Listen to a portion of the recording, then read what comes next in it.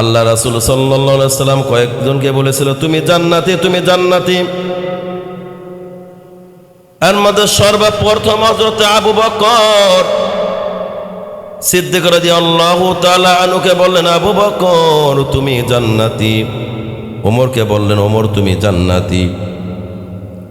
তারা ওই কাল কিয়ামতের ময়দানে অবস্থা শুনে বেকরার হয়ে যাইত, পাগল পারা হয়ে যাইত। অথচ তারা দুনিয়াতে জান্নাতের গ্যারান্টি পেয়েছে রে বাবা। ওই জান্নাতের গ্যারান্টি পেয়েছে হযরতে ওমর। ওমরের এমন নাকি আল্লাহ রাসূল বলেন, ওমরের নেকি কোনোদিন গণনা করে শেষ করা যাবে না। মা আয়েশা সিদ্দিকা রাদিয়াল্লাহু তাআলা আনহা প্রশ্ন করলেন, ওগো সরকার, দুনিয়াতে এমন কেউ আছে কি যে যার নেকি কোনোদিন গণনা করে শেষ করা যাবে না? পূর্ণিমা রজনীতে জিজ্ঞাসা করেছে আকাশের দিকে তাকাইয়া, লক্ষ লক্ষ কোটি কোটি তারকা কোনোদিন শেষ করা যায় না, গণনা শেষ করা যায় না। সরকার দু আলমের কাছে জিজ্ঞাসা করলেন, ওগো সরকার, এমন কি কেউ আছে যে আকাশের তারকা যেমন গণনা করে শেষ করতে পারবে না, তেমনি তার নেকিও গণনা করে শেষ করতে পারবে না? আল্লাহ রাসূল বললেন, আছে। আয়েশা সিদ্দিকা রাদিয়াল্লাহু তাআলা আনহা জানতে চাইলেন, ওগো নবীজি, কে? আল্লাহ রাসূল বললেন, হযরতে ওমর। ওমরের আমলে এত আমল তার আমল নামায় যোগ হয়ে গেছে যে গণনা, তার নেকি গণনা করে শেষ করা যাবে না। আয়েশা সিদ্দিকা রাদিয়াল্লাহু তাআলা আনহা পেরেশান, চিন্তায় পড়ে গেলেন। হয়তো আফসোস করলেন, হয়তো আমার বাবার কথা বলবে, মনটা মলিন। আল্লাহ রাসূল সান্ত্বনা দিলেন, আয়েশা শুনে নাও, এটা তো বললাম ওমরের কথা যে যার নেকি গণনা করে শেষ করা যাবে না। কিন্তু কাল কিয়ামত পর্যন্ত যত আনেওয়ালা ইমানদার মুমিন আসবে, সবার ইমান যদি এক জায়গায় করা হয়, আবু বকরের এক রাতে হিজরতের নেকির সমান কোনোদিন হবে না। সুবহানাল্লাহ। সেই আবু বকর এতটা পাগল পারা, এই কিয়ামতের কথা মনে পড়লে এতটা পাগল। ওমর রাদিয়াল্লাহু তাআলা আনহু এতটা পাগল, চক্ষু লাল হয়ে যাইতো, কাঁদতে কাঁদতে চক্ষু কালা হয়ে গেছে। একমাত্র পরকালের ভয়ে, অথচ তাদের কোনো চিন্তাই থাকার কথা না। জান্নাতের গ্যারান্টি পেয়েছে, কারণ আল্লাহ রাসূল একদিন বললেন, ওগো সাহাবায়ে কেরাম শুনে নাও, লা তাযুলু কদামা ইবনে আদম ইয়াউমাল কিয়ামাতি মিন ইনদি রাব্বিহি হাত্তা ইউসআলা আন খামসিন, আন উমরিহি ফীমা আবনাহু, আন উমরিহি ফীমা আফনাহু, ওয়া আন শাবাবিহি ফীমা আবলাহু, ওয়া মালিহি মিন আইনা ইকতাসাবা ওয়া ফীমা আনফাকা, ওয়া মা জা আলিমা ফীমা আমিলা।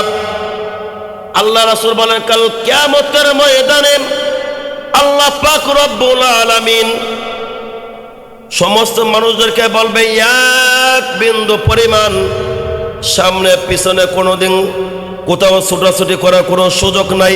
5টি জিনিসের হিসাব না দিয়ে কেউ নড়াচড়া করতে পারবে না। এর মধ্যে 1 নম্বর হলো আন উমরি ফীমা আফনাহু, তোমার জীবনটা কোন পথে, কোন রাস্তায়, কোথায় তুমি খরচ করেছো এই হিসাব দাও। 2 নম্বর যৌবনকালের হিসাব দাও। 3 নম্বর হিসাব হলো তুমি অর্থ সম্পদ, টাকা পয়সা, বাড়ি গাড়ি কোথা থেকে উপার্জন করেছো, কিভাবে ইনকাম করেছো। 4 নম্বরে সম্পদ কোন রাস্তায় খরচ করেছো হিসাব দাও। 5 নম্বর হলো তুমি এলেম যতটুকু শিখেছো, কতটুকু আমল করেছো। সাহাবায়ে কেরাম পরিপূর্ণ তারা আমল করেছে, কোনো পেরেশানি থাকার কথা নয়। তারপরে এতটা পাগল এই কিয়ামতের ভয়। কিন্তু আমাদের তো তেমন কোনো আমল নাই যে আল্লাহর দরবারে আমলে গর্ব করতে পারবো, যে বিনা হিসেবে জান্নাত পাবো। জান্নাতের সার্টিফিকেট সম্পর্কে আমাদের কোনো কেউ দেয় নাই, না দিছে নাকি? কেউ কোনোদিন সার্টিফিকেট দেয় নাই। কিন্তু সরকার বিশ্ব নবী সাল্লাল্লাহু আলাইহি সাল্লাম আবু বকরের ব্যাপারে, ওমরের ব্যাপারে, উসমান আলীর ব্যাপারে, 10 জন সাহাবীর ব্যাপারে জান্নাতের গ্যারান্টি দুনিয়াতে বসে পেয়েছে। সুবহানাল্লাহ। তারপরে এতটা বেকার আর এতটা পাগল, কিন্তু আল্লাহ তাআলা আমাদেরকে, যেহেতু নবীদের সাক্ষাৎ হয় নাই, কিন্তু আল্লাহ আমাদেরকে মোহাব্বত করেন, ভালোবাসেন। ছোট ছোট ওয়াসিলা দিয়া কাল কিয়ামতের ময়দানে পার করে জান্নাতে পৌঁছাবেন। আল্লাহু আকবার বলি। এর মধ্যে তো কিছু তো চমক থাকা দরকার, কিছু তাজাল্লি থাকা দরকার, যা দেখে আল্লাহ পাক রব্বুল আলামিন এবং বিশ্ব নবী আমাদেরকে জান্নাতে পাঠাবেন। এর মধ্যে একটা আলামত হলো ওযু, তাহারাত, পবিত্রতা অর্জন যে করবে, তার চেহারার মধ্যে নূর চমকাইতে থাকবে, নূর চমকাইতে থাকবে।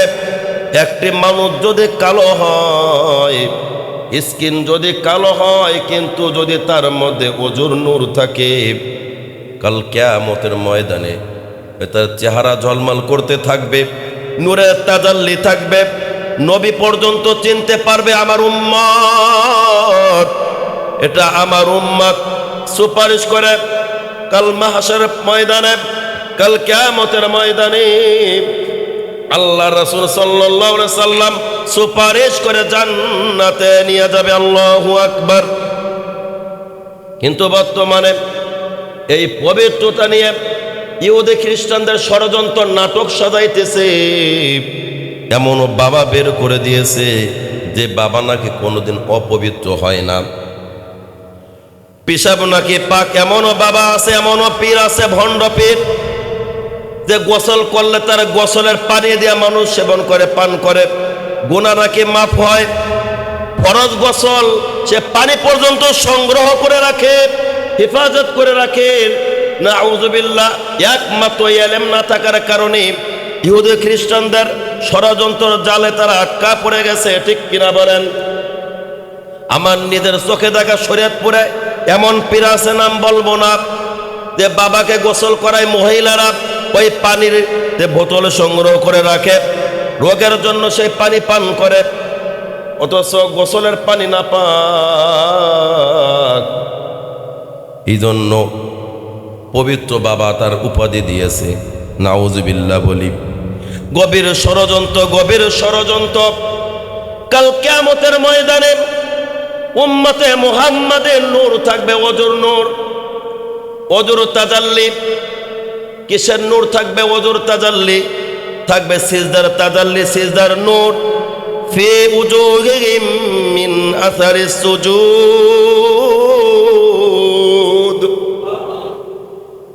সিজদার নূর থাকবে।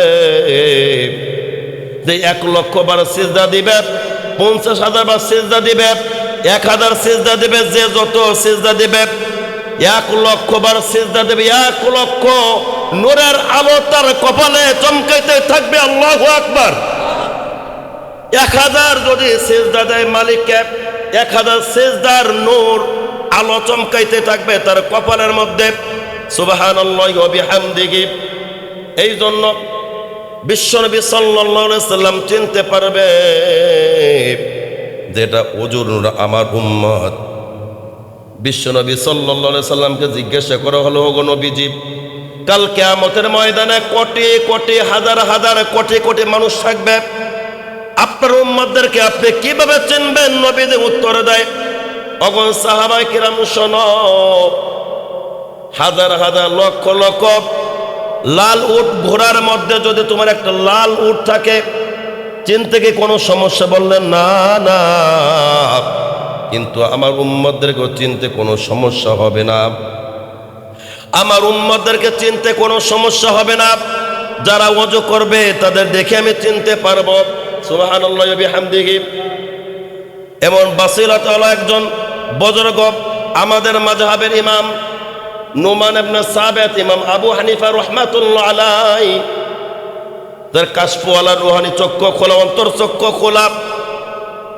তিনার কথা, তিনার একটা কওয়াল ফতুয়া না যে ওযুর পানি যেন শরীরে না লাগে, পোশাকে না লাগে, কারণ ওযু করলে মানুষের গুনাহ ঝরে যায়। এই নাপাক পানি যদি আবার শরীরে লাগে এটা ঠিক না, এটা মাকরুহ।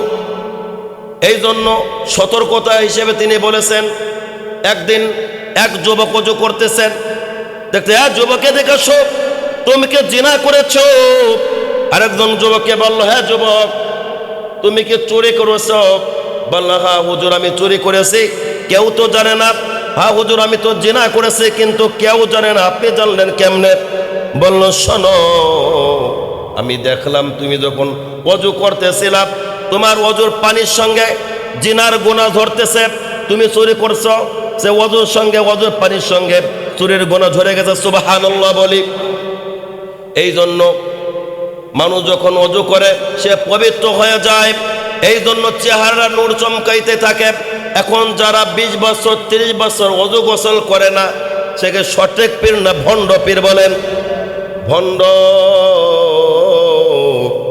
সিজদার মতো সিজদা একটা দিলেই যথেষ্ট, তার একটা সিজদার নূর তার কপালে চমকাইতে থাকবে। আর যদি একটা সিজদা যদি বাবার দরবারে দেয়, তাহলে তার কাটা হবে, সুইচ বন্ধ হয়ে যাবে, আলো চমকাবে না, অন্ধকারে থাকবে, বিনা হিসাবে জাহান্নামে চলে যাবে। ঠিক কিনা বলেন? এই জন্য বন্ধুরা আমার, কাল কিয়ামতের ময়দানে আল্লাহ পাক রব্বুল আলামিন বান্দার ওসিলা খোঁজ করবে, ওসিলা ওযুর নূর দেখবে, ওযুর নূর, নামাজের নূর দেখবে, জিকিরের নূর দেখবে, তারপরে হক্কানি বুজুর্গদের সোহবাতের নূর দেখবে। এই নূর দেখে বিনা হিসাবে জান্নাত পেয়ে যাবে। এমন কিছু বান্দারা কাল কিয়ামতের ময়দানে আল্লাহ তরি জান্নাতে চলে যাবে। এই জন্য সিজদা দিতে হবে। ইমানদার কারা? ইমানদারদের সামনে প্রকৃতপক্ষে ইমানদার মুমিন যারা, তাদের কিছু কোয়ালিফিকেশন, কিছু যোগ্যতা, কিছু সিফাতের সম্পর্কে আল্লাহ পাক রব্বুল আলামিন পবিত্র কালামুল্লাহ শরীফে সূরা আনফালের 2 থেকে 4 নম্বর আয়াতে আমার আল্লাহ তাআলা বলতেছেন, ইন্নামাল মুমিনুনা আল্লাযীনা ইযা যুকিরাল্লাহু ওয়াজিলাত কুলুবুহুম ওয়া ইযা তুলিয়াত আলাইহিম আয়াতুহু زادتهم إيمانا وعلى ربهم يتوكلون।